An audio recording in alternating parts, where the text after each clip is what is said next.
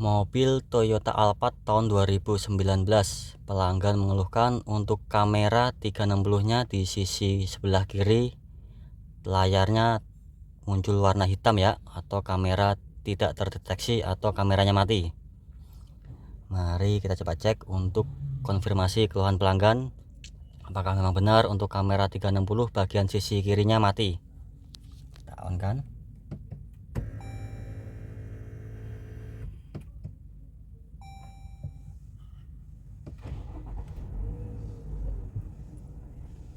Ya, untuk konfirmasi awal kita hidupkan mesin terlebih dahulu ya. Nih kita lihat di audionya.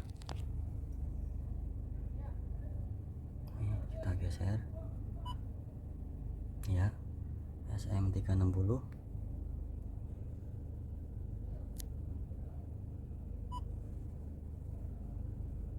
Nah ini memang benar ya, sesuai keluhan pelanggan, untuk kamera sisi kirinya tidak muncul tampilannya ya, nih muncul warna hitam. Nih kita coba cek konfirmasi awal, memang benar ditemukan kamera 360 posisi mati.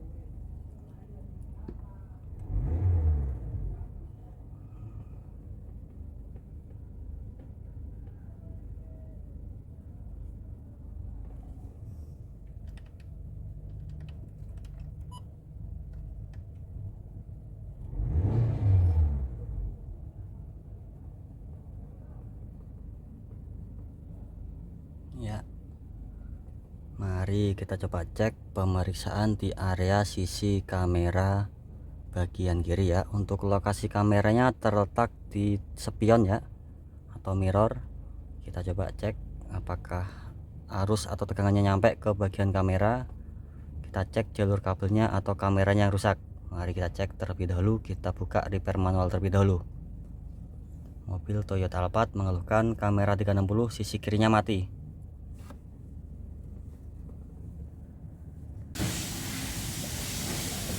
Ini kita pemeriksaan awal ya, kita cek untuk kondisi kameranya. Ini untuk kondisi kamera terpasang dengan benar ya, tidak ada bekas retak atau baret. Nih.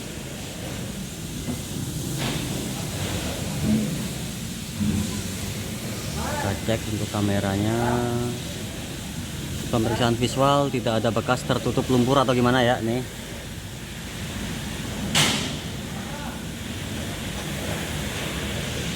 pemeriksaan awal, kondisi kamera tidak tertutup benda asing atau tidak tertutup lumpur.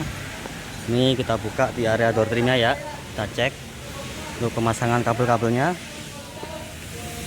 Nih untuk jalur kabel kamera ya. Nih untuk kondisi pemeriksaan awal, kabel atau soket-soket terpasang dengan baik, tidak ada soket yang terlepas. Mari kita coba cek untuk pemeriksaan tegangan atau arus yang masuk ya. Takutnya tidak ada arus yang masuk atau terjadi malfungsi di jalur kabel atau kameranya. Kita cek satu-satu terlebih dahulu.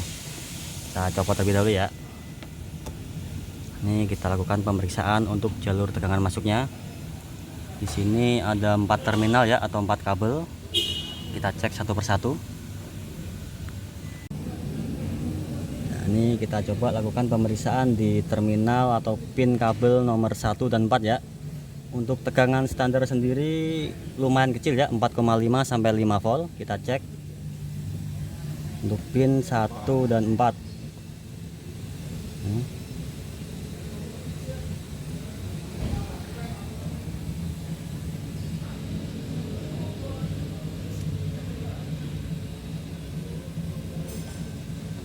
Pemeriksaannya agak sulit ya, karena pinnya kecil, harus hati-hati supaya pin terminalnya tidak bengkok.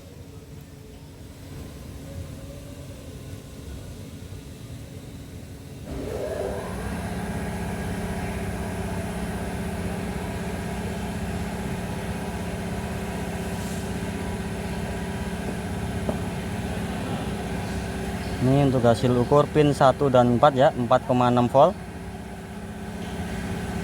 Kita pindah ke pin 2 dan 4. Ini untuk pin 2 dan 4 terjadi drop voltage ya, 2,6 volt.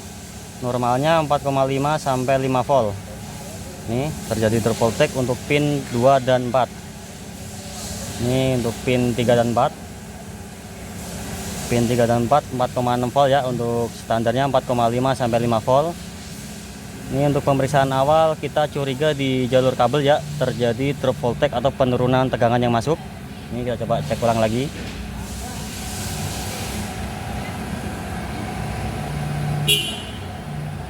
Ini pin 2 dan 4. Nah.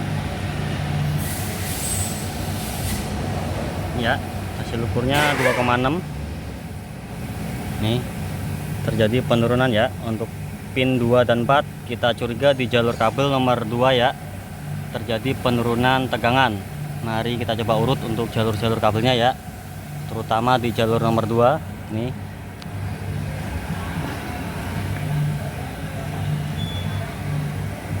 kita coba pastikan apakah ada kabel yang terjepit atau hampir putus karena terjadi penurunan tegangan.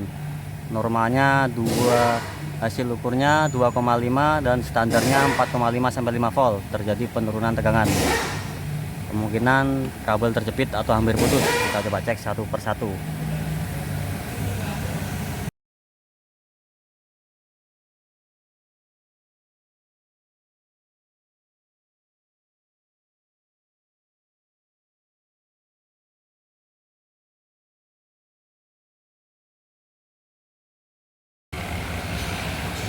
Ini proses pemeriksaan jalur kabel ya, kita urut jalur-jalurnya nih, kita cek, kita bongkar ya. Nih, takutnya ada kabel yang terjepit. Ini kita coba cek satu persatu ya, kita coba uraikan, kita cari untuk kabel-kabel yang terjepit. Ini di sini ada bekas kegenjat ya. Nih, ada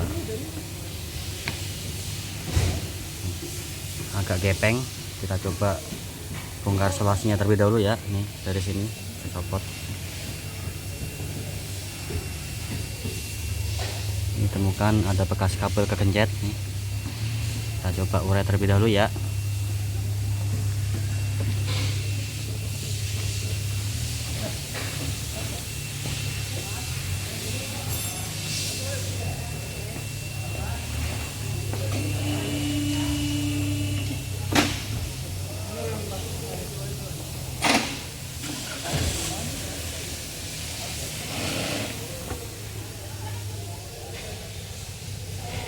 Ini untuk kondisi kabel di bagian depan kiri ya, sudah kita coba tarik.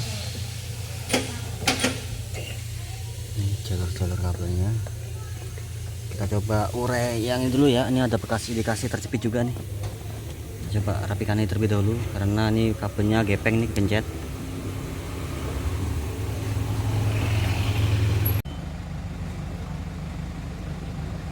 Ini ya, setelah kita lakukan pemeriksaan ya, penguraian kabel nih, kita coba buka covernya. Ini ditemukan ada bekas kabel yang terjepit ya. Nih, kelihatan nih di sini dia tertekuk nih, coba kita luruskan ya. Di sini juga ada kabel yang bekas terjepit. Ini kita coba luruskan, buka cover ini ya. Ini coba kita luruskan atau kita lakukan pemotongan dan penyambungan ulang supaya lebih memberikan tegangan yang bagus. Ini coba kita rapikan ya.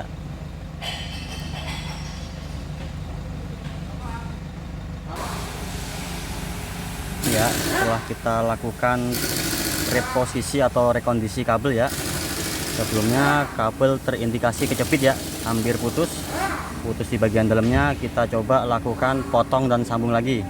Nih, untuk kabel yang terjepit sudah kita luruskan sebagian, dan yang kita bisa rapikan kita potong, kita sambung lagi. Nih, mari kita coba cek untuk pemeriksaannya 4 dan 2 ya. Sebelumnya terjadi drop voltage ya, 2,6 volt. Normalnya 4,6 sampai 5 volt. Mari kita coba cek untuk konfirmasi setelah dilakukan perbaikan.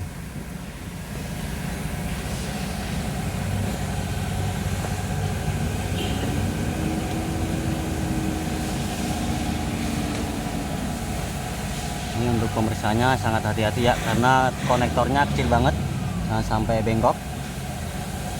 Ini ya, untuk 4 dan 2 sebelumnya 2,6, ini hasil ukurnya udah 4,6 ya, masuk standar. Normalnya 4,5 sampai 5 volt. Ini sebelumnya terjadi drop tegangan atau drop voltage. Setelah kita lakukan pemeriksaan, ditemukan adanya kabel yang terjepit nih di area sini pintu. Kita coba bongkar dan kita rapikan. Ini mari kita coba colok ya.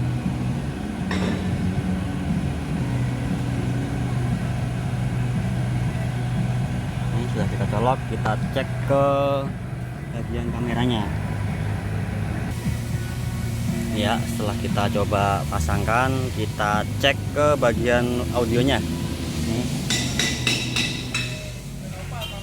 Nah, ini jadi penyebab dari kamera 360 bagian sisi kiri ya tidak memunculkan tampilan gambar atau mati disebabkan karena adanya kabel yang terjepit. Untuk proses perbaikan cukup kita urai dan kita rekondisi kabel yang kejepit dan hampir putus ya.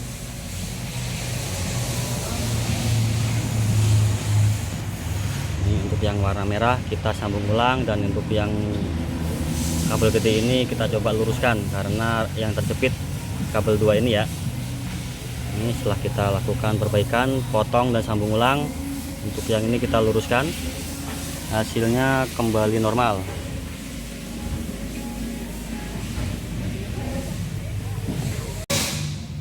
Ya, setelah kita lakukan nih perbaikan, kita coba rapikan lagi ya. Nih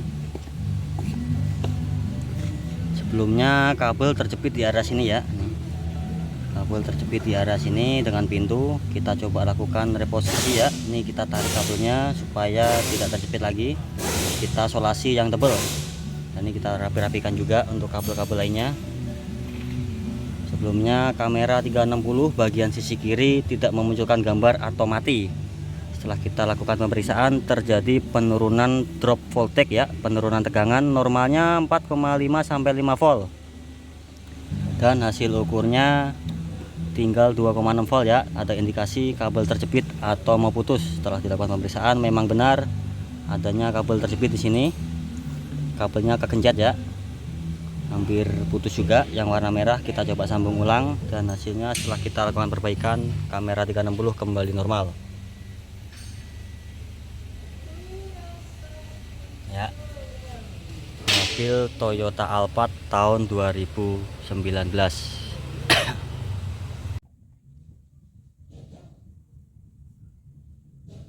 Proses konfirmasi akhir ya, setelah kita rapikan door trim. Sebelumnya pelanggan mengeluhkan kamera 360 bagian sisi kiri ya menampilkan tampilan layar hitam atau tidak memunculkan objek di area sekitar mobil. Dengan kata lain, kamera kemungkinan mati atau dan lainnya ya. Setelah kita lakukan pemeriksaan, ternyata ditemukan adanya kabel yang kejepit ya. Kejepit dan gepeng hampir putus. Untuk langkah perbaikan cukup kita lakukan penyambungan kabel yang hampir putus dan kita luruskan kabel yang gepeng ya, terjepit. Mari kita coba cek konfirmasi ya. Kita on kan.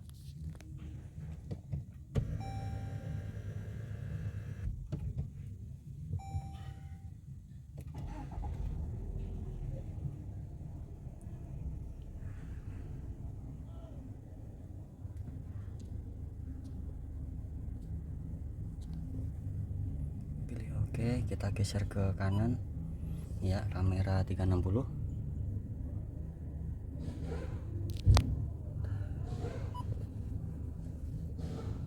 Ya, ini sebelumnya bagian kiri ya mati, menampilkan tampilan layar hitam.